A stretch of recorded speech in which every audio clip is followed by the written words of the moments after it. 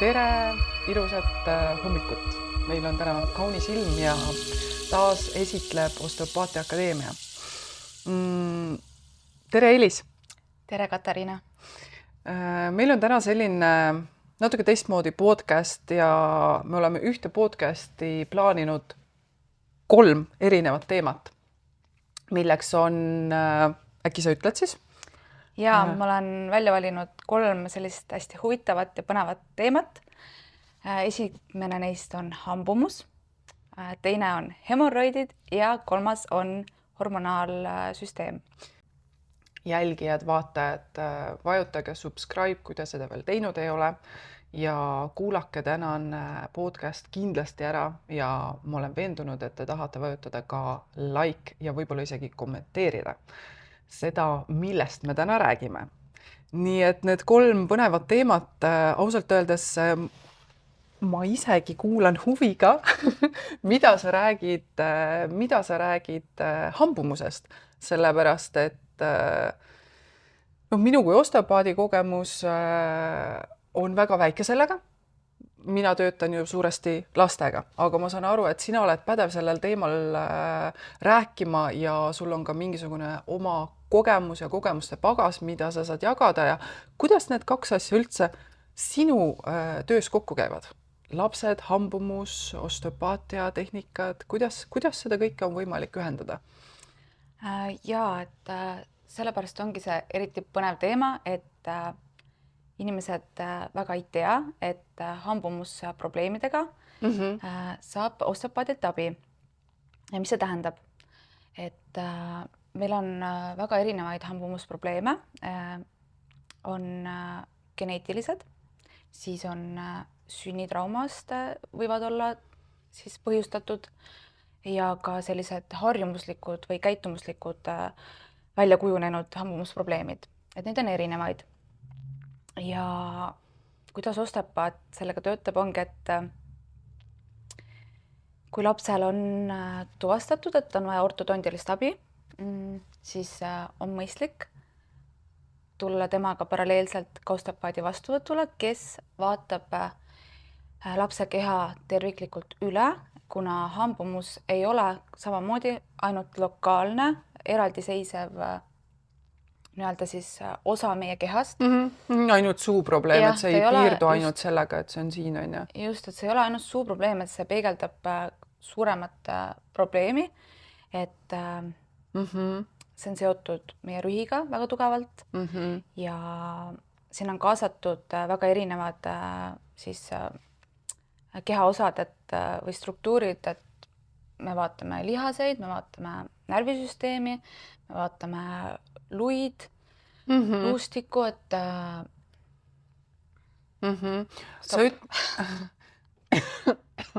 ma küsin küsimuse vahele. Sa ütlesid, et kui lapsel on tuvastatud hambumuse probleem või ortodonti probleem, et kes seda tuvastab, kuidas seda tehakse? Tavaliselt hambaarsti visiidil. Et siis, kui laps hakkab kusagil 3-4 viiakse esimest korda hambaarstile? Et hambaarst tavaliselt teeb saatekirja ortodondile, et siis see on nagu kindel märk, et tal on juba mingi hambumus probleem kujunenud. Et 3-aastaselt võib juba hambaarst märgata ja öelda, et aha, siin on mingisugune hambumusprobleem ja ortodont saab teid aidata või teil on suund sinna. Just, võib. Ja samamoodi ka, kui lihtsalt tulla 3-4-aastase lapsega, kellel on juba piimahambad suus, osteopaadi vastuvõtule, siis me ka juba oskame märgata, kas on hambumusprobleem juba kujunenud või kujunemas, et näiteks piimahammaste puhul on oluline, et laps, kuna piimahambad on oluliselt väiksemad kui jäävhambad, siis on oluline, et piimahammaste vahel oleksid väikesed tühimikud. Mingid vahed vahel on ju, et nad ei oleks hästi tihedalt koos. Jah, et kui me juba näeme, et väga tihedalt on koos, siis see räägib sellest, et kui hambad hakkavad vahetuma, siis suure tõenäosusega tulevad puseriti hambad, sest nad ei mahu lihtsalt sinna ära. Ruumi jääb väheks, just. Okei.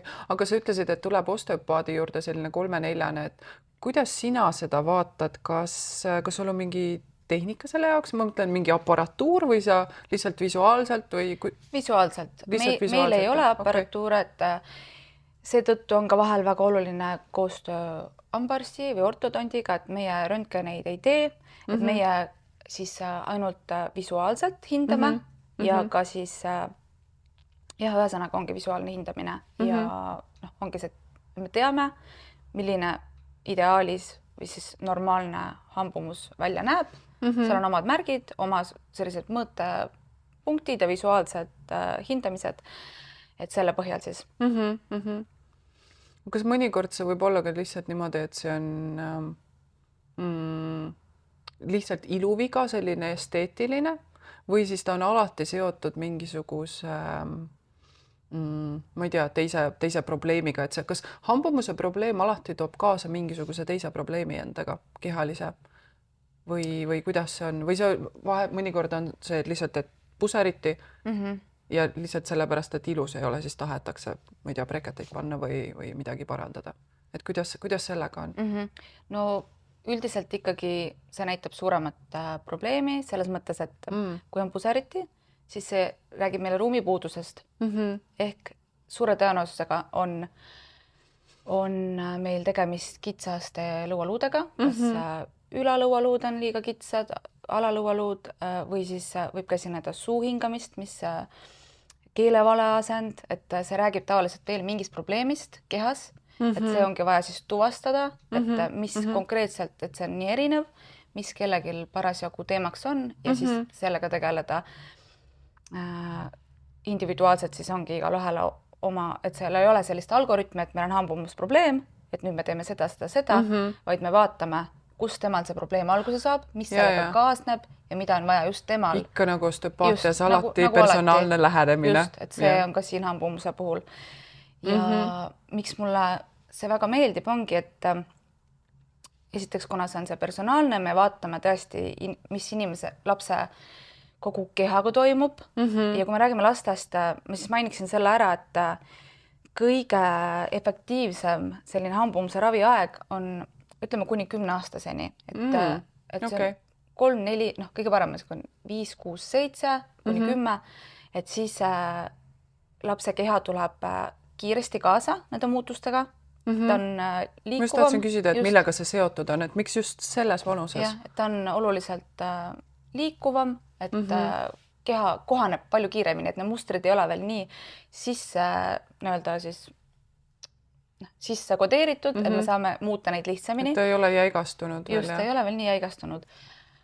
Aga siis muidugi ka 10+ vanuses on võimalik seda manuaalset korrektuuri teha, see võtab lihtsalt natuke rohkem aega. Meil on vaja natuke rohkem kannatust, natuke rohkem kaua see natuke rohkem aega on, et kaua muidu selline, noh, kui on mingisugune lihtsam hambumuse probleem, et kaua selline teraapia võiks kesta, ma mõtlen mitte ühe seansi, vaid ajas, et kas see on kuudes, aastates, oskad sa mingi oma kogemus, et võib-olla? Ma ütleksin, et selliste alla 10-aastastel jääb see ikkagi reeglina kuude pikkuseks. Okei, see on päris hea. Ja kui on juba tõesti see üle 10 aasta vana ja väga puseriti hambad, vähe ruumi, et siis võib minna kauem, siis võib 1,5 aastat minna, 2 aastat, et see on nüüd ka hästi individuaalne. Jälle oleneb, millest see tingitud on, mis on kõik kaasatud, mis on kehas, siis vajab korrektsiooni. Et ma olen kuulnud, et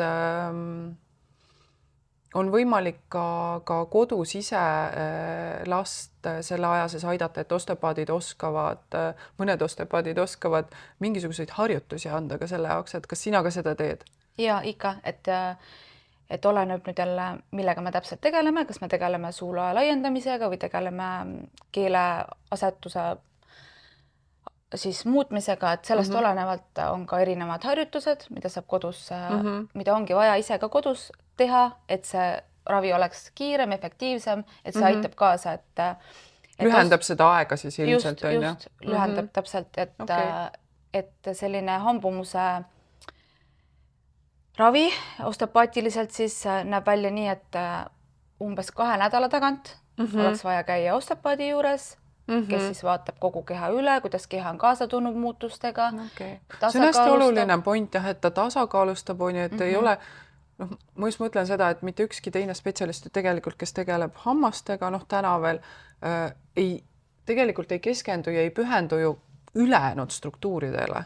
Et see klassikaline lähenemine ongi see, et meil on suu ja me tegeleme suuga. Et see osteopaadi eelis ongi vist see, et me saame ikkagi läbi käia kõik süsteemid on ju, ja nii nagu sa ütlesid, tasakaalustada, mis on tegelikult üldse laste puhul, isegi kellel ei ole hambumust, see on ju suur asi, kui last saab natukene tema närvisüsteemi tasakaalustada, on ju.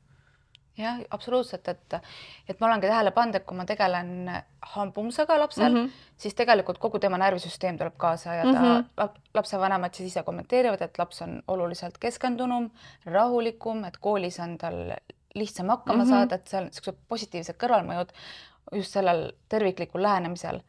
Et me jah, alati vaatame kogu keha üle, et kogu keha tuleks kaasa selle muutusega, et kui me muudame midagi suus, siis me muudame midagi ka kehas, et see ei ole kuidagi eraldatud. Okei.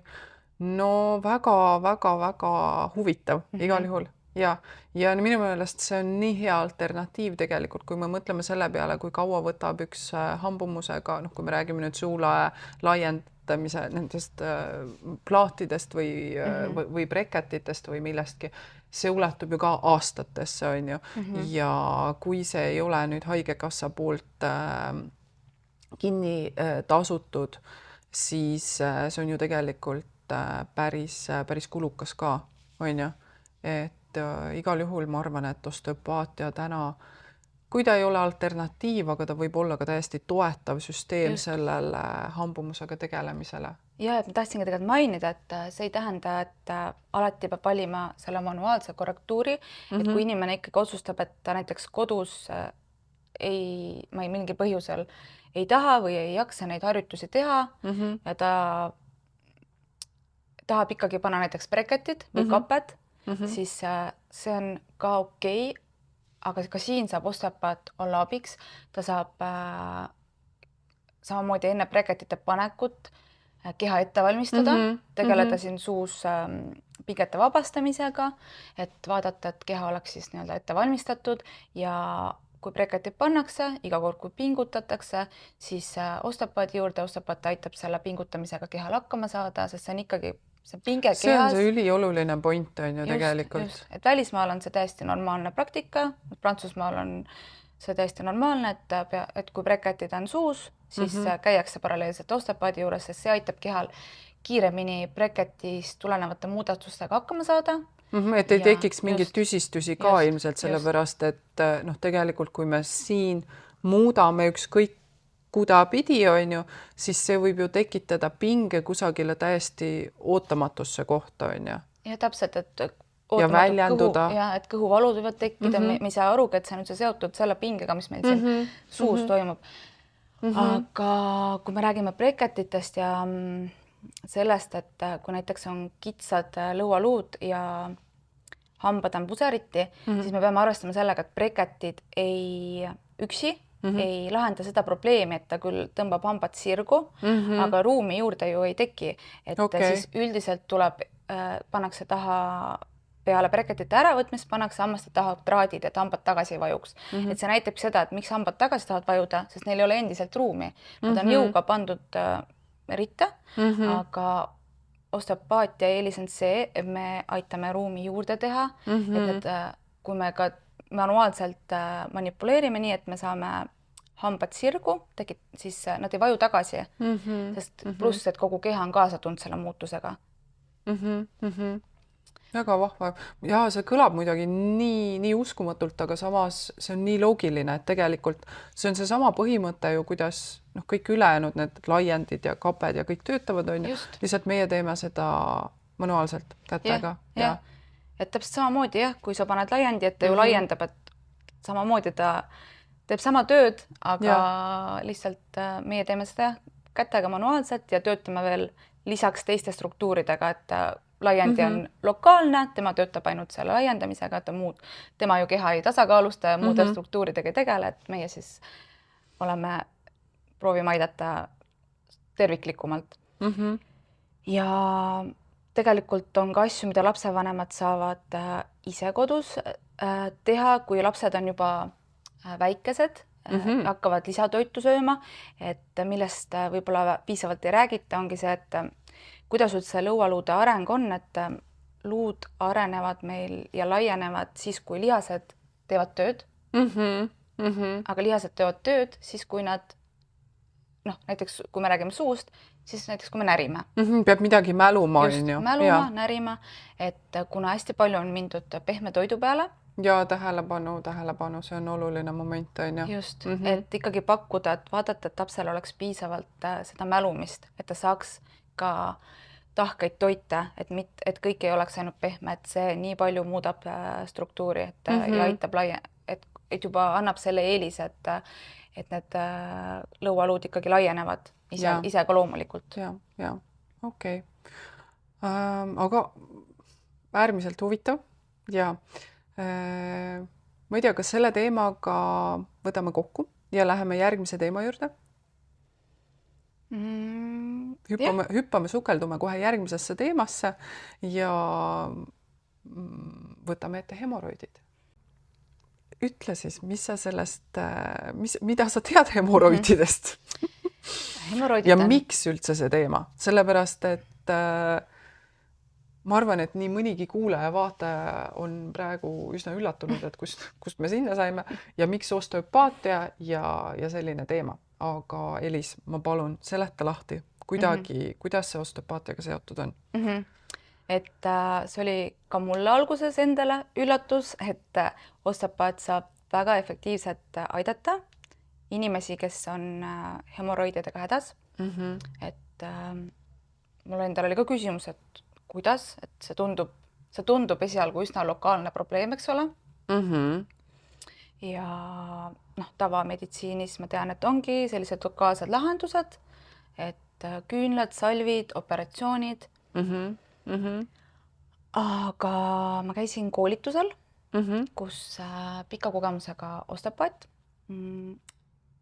õpetas, kuidas meie saame väga efektiivselt inimesi, kes on hemoroididega hädas, aidata. Et tema kogemusel siis 9-10 saab abi osteopaadilt ja 9-10. Just, et väga kõrge selline efektiivsuse tase. Ja on väga suur võimalus, et sa pääsed operatsioonist. Okei. See on tõesti hea alternatiiv. Just, ja sellepärast ma pidasingi vajalikuks, et sellest võiks rääkida, et inimesed teaksid, et kui ma olen sellega hädas, sest et neid inimesi on üha rohkem ja nagu ma aru saan, ka üha nooremad inimesed on hemoroididega hädas, et siis tasub osteopaadi poole pöörduda, et miks see nii on. Mida osteopaat teeb sellega? Kuidas meie töötame? Ja, kuidas osteopaatia, kuidas sa töötad sellega, mis sa teeb? Et on vaja mõista, et hemoroidid on, eks ole, veeni laiendid. Ta on siis venoosse süsteemi selline kõige ots, eks ole, kõige selline nõrgem koht, kus võib tekkida seisak, kust enam korralikku drenaaži või verevarustust ei ole. Pärakupaise. Jah, pärakupaise. Räägime eesti keeles. See on pärakupaise, eks ole, aga kui me hakkame nüüd laiemalt vaatama, et kuidas see siis tekib ja miks see siis tekib seal, et ma olen kindel, et kõik on kuulnud, et see on kõhukinnisusega seotud. Ja räägitakse, et naistel ka peale sünnitust, eks ole, või raseduse ajal rasedad naised, ma tean, minu juures käivad, kellel tekib hemoroid, pärakupaise. Just. Aga kui me vaatame kogu seda venoosset süsteemi inimesel, siis see ongi tegelikult jälle, see on kogu keha probleem, see ei ole lokaalne, et kuskil selles venoosses süsteemis, alustades maksast, kogu see õõnes veen, mis liigub alla siis pärakusse välja, et seal on kuskil takistus. Seal on kuskil koht, mis on kompressioonis ja see väljendub siis kõige lõpus, kõige otsas, mis on kõige haavatavam koht siis nii-öelda, kus see saab väljenduda. Midagi surub kusagile ja siis ta kusagilt annab järgi, tuleb välja. Ja see on see koht, kus ta siis väljendub, aga probleem ise on kuskil mujal. Et selleks ongi osteopaatidel väga head testid ja tehnikad, et üles leida, kus see takistus on, kus see surve on, kust ei liigu verevarustus hästi ja siis see vabastada. Kindlasti maks on hästi seotud, et kuidas see maks seal meil kehas on, kas ta on vaba liikuv, kas tal on ruumi, eks ole. Okei. See on seal, mul sellega tuleb kohe, mis sa ütled, et probleem on siin surve või see, mis iganes takistus on ühes kohas ja see avaldub teises kohas. Sa kindlasti ka mäletad seda osteopaatilist pilti, kus on kass, kes karjub, kes on täiesti sümpaatilises närvisüsteemis on ju selline ja siis keegi seisab tal saba peal, et ta karjub ühelt poolt ja me peame lihtsalt selle jala sealt saba pealt ära võtma, et ta vakka jääks, et see on see, mida sa teed hemoroididega, ma saan aru. Jah. Okei, jaa, aga mida veel hemoroididega? Aga samamoodi ka raseduse ajal ja peale rasedust samamoodi võib tulla osteopaadi juurde, saab abi, et see sobib kõigile, kellel on sellega probleemi. Et ei pea häbenema, ei pea muretsema. Et see ei ole midagi sellist, mida peaks häbenema. Ja need ei ole otsesed tehnikad, need on kaudsed, eks ole, selles mõttes, et me töötame. Ja see võib-olla on ka oluline öelda, et tehnikad ei ole invasiivsed. Ei ole invasiivsed, et me töötame ikkagi vaagnaga, verevarustusega ja et ei pea muretsema. Et tasub proovida, et julgustan andma võimaluse, et kui on see probleem, et tule ja proovi. Ja, igal juhul. Ja see on ju tegelikult, kui sellest probleemist lahti saada, siis see ju muudab elukvaliteeti väga palju. Just. Ja. Siis meil on jäänud tänaseks meie viimane teema. Meie viimaseks teemaks on hormonaalsüsteem, endokriinsüsteem. Ja jällegistki, nii nagu eelmise teemaga on ka sellega see küsimus, et mida see osteopaat suudab teha hormonaalsüsteemiga. Et meil on hormonaaltabletid, ravimid, mis seda mõjutavad, keelid, kreemid, et mis see osteopaat oma kätega nüüd tuleb, mis ta hakkab tegema siis? Ja, et see on jällegi üks selline täpselt nagu üllatav teema, millega osteopaat tegeleb, et meil on hästi palju erinevaid endokriinseid häireid. Miks see üldse oluline on? Miks see hormonaalsüsteemiga üldse peaks tegelema? Kuna hormoonid juhivad meie keha biokeemilisi protsesse, siis on oluline, et ta oleks tasakaalus, hästi toimiv ja kuna kõik endokriinsed siis organid või näärmed on omavahel seotud, kui ühes on tasakaalutus, ühes on häire, siis see mõjutab kõiki teisi. Et seetõttu on hästi oluline, kui meil on juba tekkinud mingisugune endokriinne häire, et me aitame seda süsteemi tasakaalustada. Mul siinkohal tuleb kohe meelde selline massiline, minu pilgu läbi praegu kilpnäärme häiret selline oma kabinetis näen seda uputust lihtsalt, kui paljudel naistel see tekib. Ja see on ju ka puhtalt hormonaalsüsteemi häire. Ja, just täpselt. Ja kui meil on endokriinne probleem, kas või kilpnäärme alatalitus, ületalitus ja me saame hormonaalset ravi, siis osteopaadilt me saame lisatuge, me saame toetust, me aitame oma hormonaalsel süsteemil raviga hakkama saada, kaasa tulla, et see ei pea olema, et ma nüüd ei kasuta teisi ravisid, ma tulen osteopaadi juurde, et üks ei välista teist, on ju, et see on jälle see koostöö koht, et üks see annab lihtsalt lisavõimaluse oma keha kiiremini või efektiivsemalt saada tagasi tasakaalu, et hormonaalsesse tasakaalu tagasi, et meil ongi erinevad sellised, nimetame seda hormonaalset telje tasakaalustamiseks. Selline tehnikate siis, kus ma ütlen? Protokoll? Protokoll, just. Jaa. Väga huvitav, sellepärast, et hormonaalne, kui me räägime hormoonidest, siis kõik kohe mõtlevad sellise õhetava, punetava naise peale ilmselt on ju sellises sinna ülemineku ikka jõudmas, aga tegelikult see on ju teema, mis puudutab ka mehi, see on teema, mis puudutab ka noorukeid, see on teema, mis puudutab ka väikeseid lapsi, on ju, sellepärast et nad juba jäävad kasvama ja arenema ja kõik need kasvuhormoonid, et see on tegelikult teema, mis hõlmab jällegiski kogu seda vanusegruppi, on ju. Absoluutselt, et igas vanuses on omad hormonaalsed teemad või häired, mis tulevad rohkem esile, et igas eas saab toetust, et tasub otsida osteopaat, kes aitab raviga paremini hakkama saada või kohaneda kehal. Et ma saan aru, et see on ka sinu üks lemmikteemadest siis. Ja, sest et seda on tõesti väga palju, et see on üks osa, millega on vaja tegeleda, on vaja aidata inimesi, et mina olen valmis seda tegema. Nii, et palun. Osteopaat valmis, kes tegeleb hormonaalsüsteemiga, tasakaalustab. Ja mis ma veel ütleks, et ongi, et igasugused menstruatsioonhäired, valud, ovulatsiooniaegsed valud, nendega saab leevendust.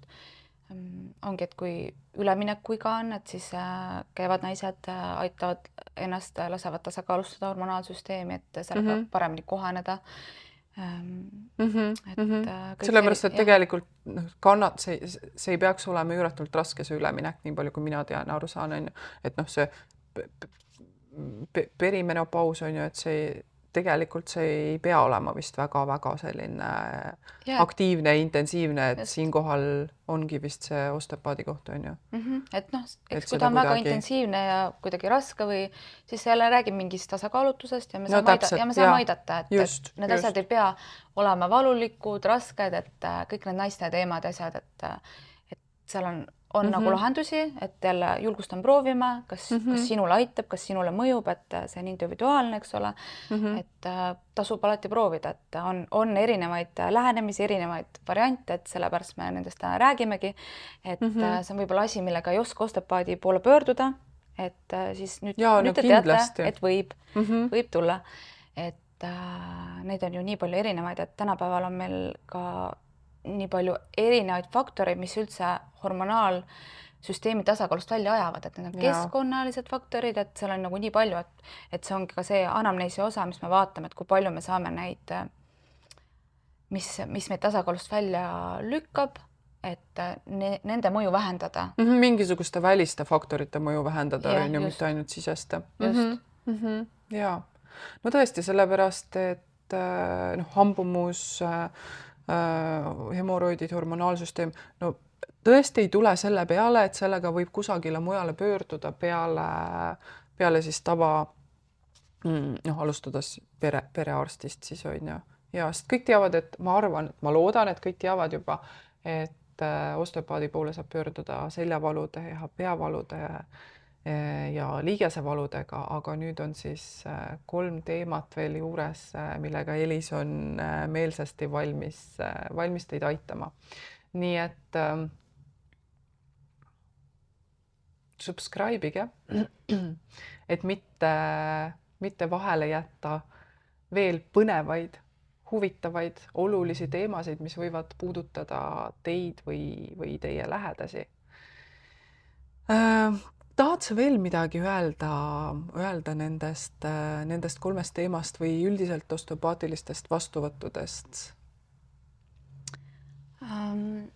Et julgustan inimesi, et mis tahes, et kui sul on füüsilised kaebused, probleemid, et need ei pea olema ainult lihasvalud, et mis iganes füüsilisel tasandil on kehast midagi tasakaalust ära, et siis alati uurida oma osteopaadilt või leida endale lähim osteopaat, uurida, kas tema sellega tegeleb, et toome selle teadlikkuse inimesteni, et me tegeleme rohkemaga kui ainult valudega. Kui ainult tulekahjude likvideerimisega, on ju? Ja alati vaatame keha terviklikult, et ei vaata osadena, meil on väga head testid, mis aitavad meil mõista, kust mingi probleem tegelikult alguse saab. Ja et see on suurepärane viis oma keha aidata. Niimoodi, et see on keha rütmis. Me ei tee midagi jõuga, vastu tahtmist, et alati kehaga kooskõlas. ja osteopaate on juba noh, mingisugunegi valik osteopaate meil juba on tegelikult. Ja sinu kontaktid tulevad siis ilmselt video alla. Aga aitäh sulle, Elis. Aitäh sulle, Sa Katariina. avasid meile, ma arvan, et meie kuulajatele täiesti uue vaatenurga osteopaatiast.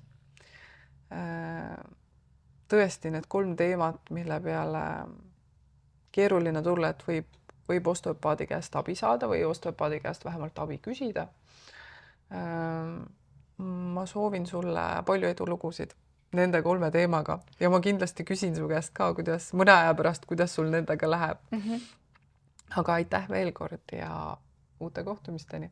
Aitäh.